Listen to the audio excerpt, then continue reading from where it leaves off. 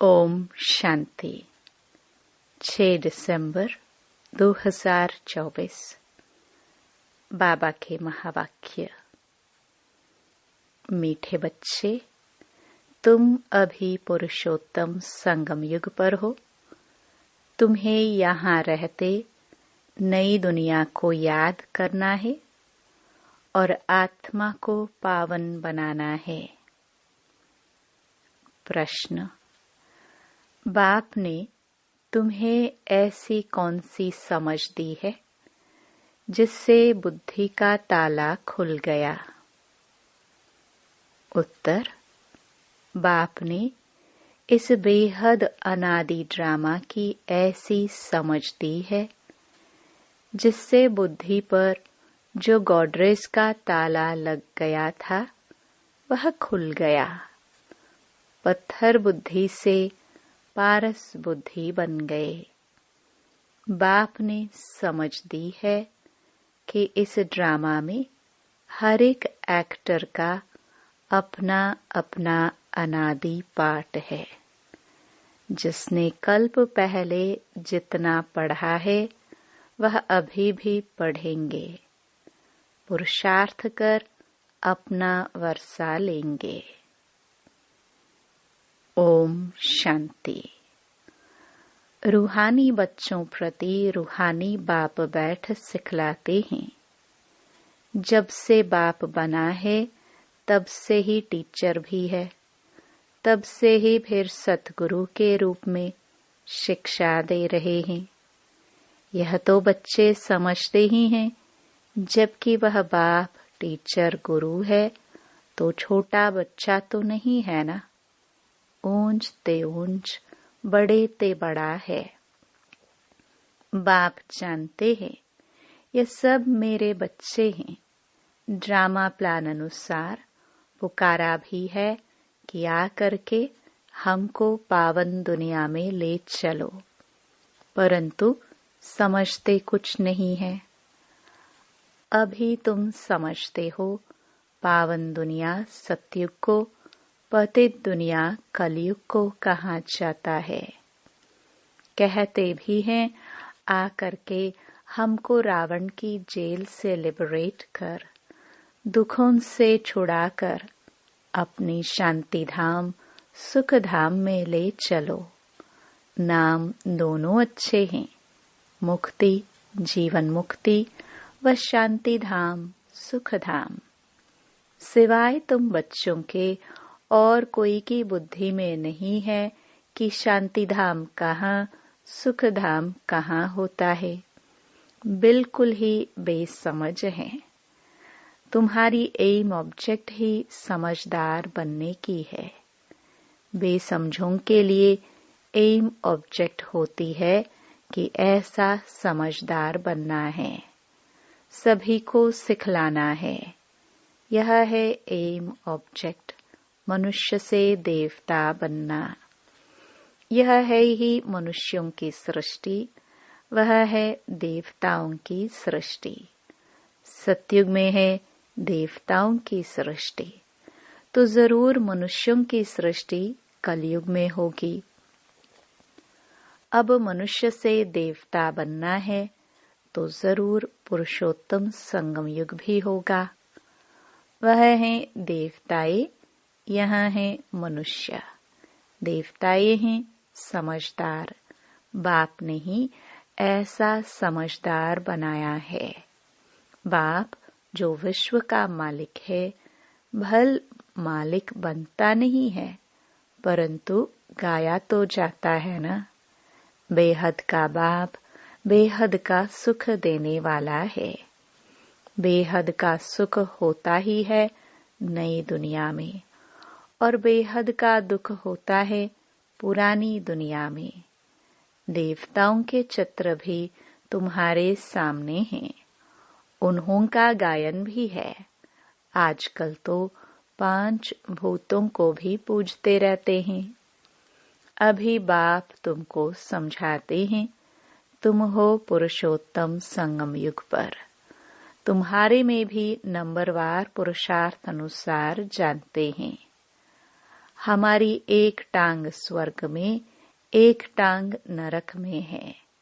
रहते तो यहाँ हैं, परंतु बुद्धि नई दुनिया में है, और जो नई दुनिया में ले जाते हैं उनको याद करना है। बाप की याद से ही तुम पवित्र बनते हो। यह शिव बाबा बैठ समझाते हैं। शिव जयंती मनाते तो जरूर हैं, परंतु शिव बाबा कब आया, क्या आकर किया, यह कुछ भी पता नहीं है। शिवरात्रि मनाते हैं और श्री कृष्ण की जयंती मनाते हैं।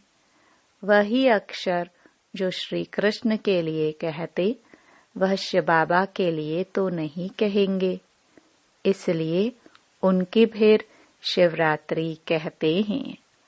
अर्थ कुछ नहीं समझते। तुम बच्चों को तो अर्थ समझाया जाता है। अथाह दुख है कलयुग के अंत में, फिर अथाह सुख होते हैं सतयुग में।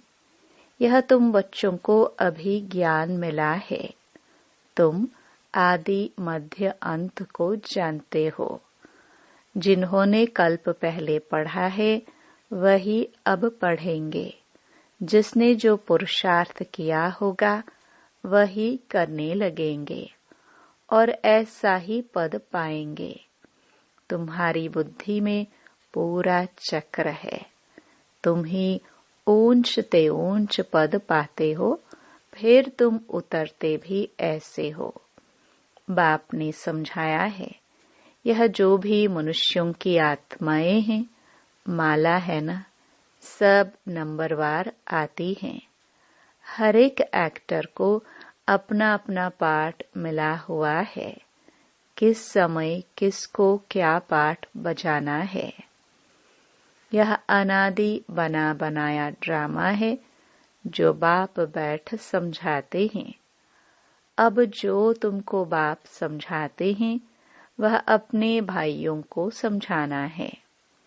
तुम्हारी बुद्धि में है कि हर 5000 वर्ष बाद बाप आकर हमको समझाते हैं, हम फिर भाइयों को समझाते हैं। भाई भाई आत्मा के संबंध में हैं। बाप कहते हैं, इस समय तुम अपने को अशरीरी आत्मा समझो। आत्मा को ही अपने बाप को याद करना है पावन बनने लिए। आत्मा पवित्र बनती है तो फिर शरीर भी पवित्र मिलता है। आत्मा अपवित्र तो जेवर भी अपवित्र। नंबरवार तो होते ही हैं। फीचर्स, एक्टिविटी एक न मिले दूसरे से। नंबरवार सब अपना अपना पार्ट बजाते हैं, फर्क नहीं पड़ सकता। नाटक में वही सीन देखेंगे जो कल देखी होगी, वही रिपीट होगी ना। यह फिर बेहद का और कल का ड्रामा है। कल तुमको समझाया था, तुमने राजाई ली, फिर राजाई गवाई। आज फिर समझ रहे हो राजाई पाने लिए। आज भारत पुराना नरक है, कल नया स्वर्ग होगा। तुम्हारी बुद्धि में है अभी हम नई दुनिया में जा रहे हैं। श्रीमत पर श्रेष्ठ बन रहे हैं। श्रेष्ठ जरूर श्रेष्ठ सृष्टि पर रहेंगे। यह लक्ष्मी नारायण श्रेष्ठ है तो श्रेष्ठ स्वर्ग में रहते हैं। जो भ्रष्ट हैं वो नरक में रहते हैं। यह राज तुम अभी समझते हो। इस बेहद के ड्रामा को जब कोई अच्छी रीति समझे तब बुद्धि में बैठे। शिवरात्रि भी मनाते हैं, परंतु जानते कुछ भी नहीं है। तो अब तुम बच्चों को रिफ्रेश करना होता है। तुम फिर औरों को भी रिफ्रेश करते हो। अभी तुमको ज्ञान मिल रहा है, फिर सद्गति को पालेंगे। बाप कहते हैं, मैं स्वर्ग में नहीं आता हूँ। मेरा पाठ ही है पतित दुनिया को बदल पावन दुनिया बनाना। वहाँ तो तुम्हारे पास कारुण का खजाना होता है, यहाँ तो कंगाल हैं। इसलिए बाप को बुलाते हैं, आकर बेहद का वर्षा दो। कल्प कल्प बेहद का वर्षा मिलता है, फिर कंगाल भी हो जाते हैं। चित्रों पर समझाओ तब समझ सके। पहले नंबर में लक्ष्मी नारायण, फिर 84 जन्म लेते मनुष्य बन गए। यह ज्ञान अभी तुम बच्चों को मिला है। तुम जानते हो, आज से 5000 वर्ष पहले आदि सनातन देवी देवता धर्म था, जिसको वैकुंठ, पैराडाइज, डेटी वर्ल्ड भी कहते हैं। अभी तो नहीं कहेंगे, अभी तो डेविल वर्ल्ड है। डेविल वर्ल्ड की एंड, डेटी वर्ल्ड की आदि का अब है संगम। यह बातें अभी तुम समझते हो और कोई के मुख से सुन ना सको। बाप ही आकर इनका मुख लेते हैं। मुख किसका लेंगे समझते नहीं है। बाप की सवारी किस पर होगी? जैसे तुम्हारी आत्मा की इस शरीर पर सवारी है ना। शिव बाबा को अपनी सवारी तो है नहीं, तो उनको मुख जरूर चाहिए, नहीं तो राजयोग कैसे सिखाए? प्रेरणा से तो नहीं सिखाएंगे। तो ये सब बातें दिल में नोट करनी है। परमात्मा की भी बुद्धि में सारी नॉलेज है ना, तुम्हारी भी बुद्धि में यह बैठना चाहिए। यह नॉलेज बुद्धि से धारण करनी है। कहाँ भी जाता है तुम्हारी बुद्धि ठीक है ना। बुद्धि आत्मा में रहती है, आत्मा ही बुद्धि से समझ रही है। तुम्हारी पत्थर बुद्धि किसने बनाई? अभी समझते हो, रावण ने हमारी बुद्धि क्या बना दी है। कल तुम ड्रामा को नहीं जानते थे। बुद्धि को एकदम गॉड्रेस का ताला लगा हुआ था। गॉड अक्षर तो आता है ना। बाप जो बुद्धि देते हैं वह बदलकर पत्थर बुद्धि हो जाती है। फिर बाप आकर ताला खोलते हैं। सत्युग में है ही पारस बुद्धि। बाप आकर सबका कल्याण करते हैं। नंबरवार सबकी बुद्धि खुलती है। फिर एक दो के पीछे आते रहते हैं। ऊपर में तो कोई रह ना सके, पतित वहां रह ना सके। बाप पावन बनाकर पावन दुनिया में ले जाते हैं। वहां सब पावन आत्माएं रहती हैं। वह है निराकारी सृष्टि।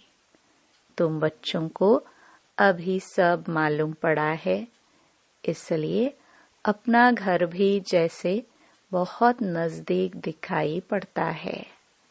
तुम्हारा घर से बहुत प्यार है। तुम्हारे जैसा प्यार तो कोई का है नहीं।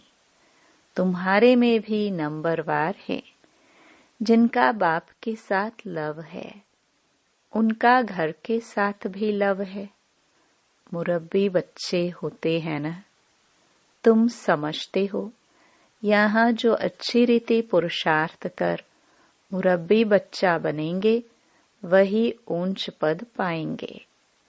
छोटे अथवा बड़े शरीर के ऊपर नहीं है। ज्ञान और योग में जो मस्त है वह बड़े हैं। कई छोटे छोटे बच्चे भी ज्ञान योग में तीखे हैं, तो बड़ों को पढ़ाते हैं। नहीं तो कायदा है बड़े छोटों को पढ़ाते हैं। आजकल तो मिडगेट भी हो जाते हैं। यूं तो सब आत्माएं मिडगेट हैं।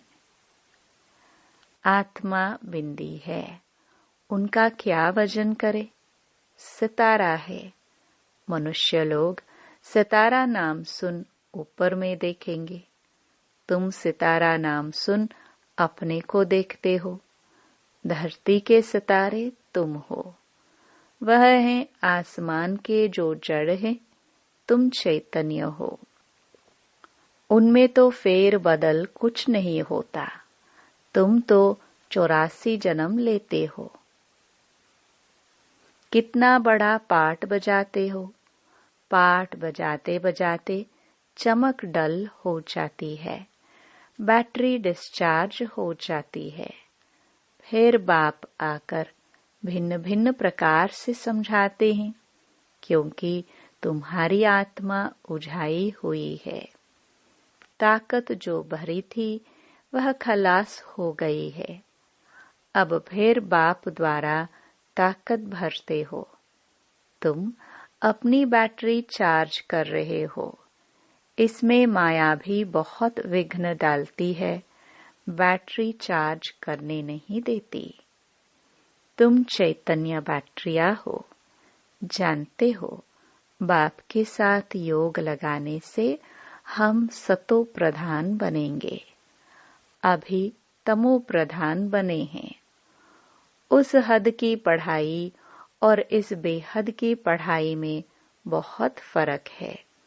कैसे नंबरवार सब आत्माएं ऊपर जाती हैं, फिर अपने समय पर पाठ बजाने आना है। सबको अपना अविनाशी पाठ मिला हुआ है। तुमने यह 84 का पाठ कितनी बार बजाया होगा? तुम्हारी बैटरी कितनी बार चार्ज और डिस्चार्ज हुई है?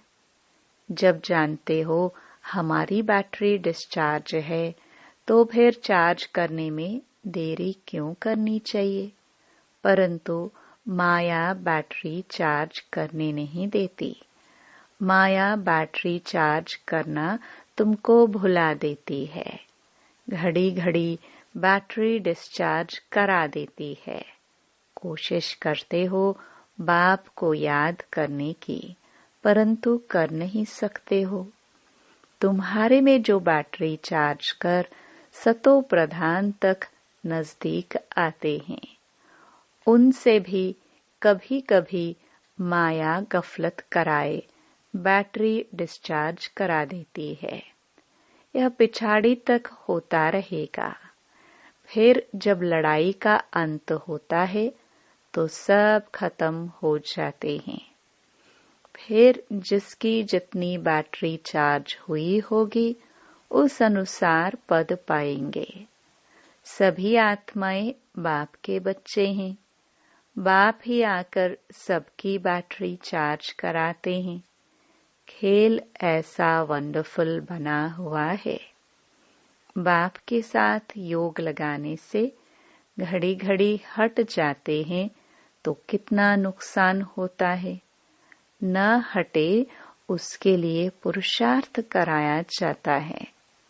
पुरुषार्थ करते करते जब समाप्ति होती है तो फिर नंबरवार पुरुषार्थ अनुसार तुम्हारा पाठ पूरा होता है।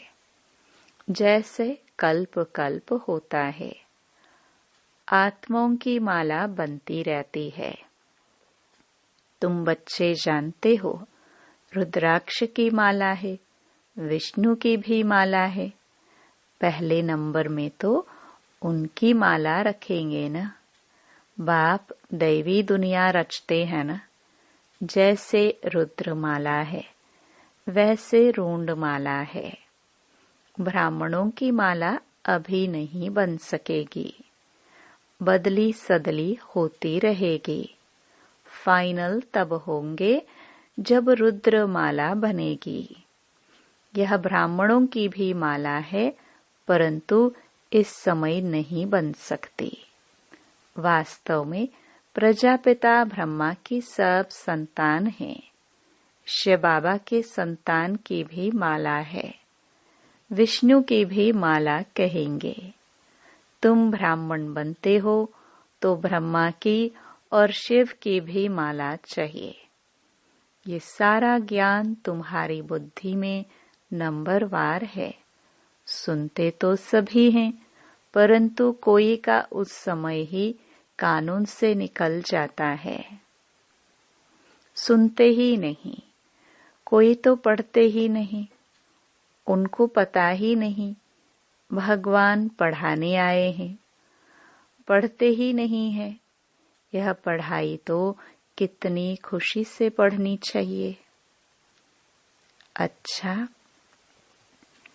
मीठे मीठे सिखिलदे बच्चों प्रति माता पिता बाप दादा का याद प्यार और गुड मॉर्निंग। रूहानी बाप की रूहानी बच्चों को नमस्ते। धारणा के लिए मुख्य सार। पहला, याद की यात्रा से आत्मा रूपी बैटरी को चार्ज कर सतो प्रधान तक पहुंचना है। ऐसी कोई गफलत नहीं करनी है जो बैटरी डिस्चार्ज हो जाए। दूसरा, मुरब्बी बच्चा बनने के लिए बाप के साथ साथ घर से भी लव रखना है। ज्ञान और योग में मस्त बनना है। बाप जो समझाते हैं वह अपने भाइयों को भी समझाना है। वरदान, एक बाप को अपना संसार बनाकर सदा एक की आकर्षण में रहने वाले कर्म बंधन मुक्त भव। सदा इसी अनुभव में रहो कि एक बाप, दूसरा न कोई, बस एक बाबा ही संसार है और कोई आकर्षण नहीं, कोई कर्म बंधन नहीं। अपने किसी कमजोर संस्कार का भी बंधन न हो। जो किसी पर मेरेपन का अधिकार रखते हैं उन्हें क्रोध या अभिमान आता है। यह भी कर्म बंधन है।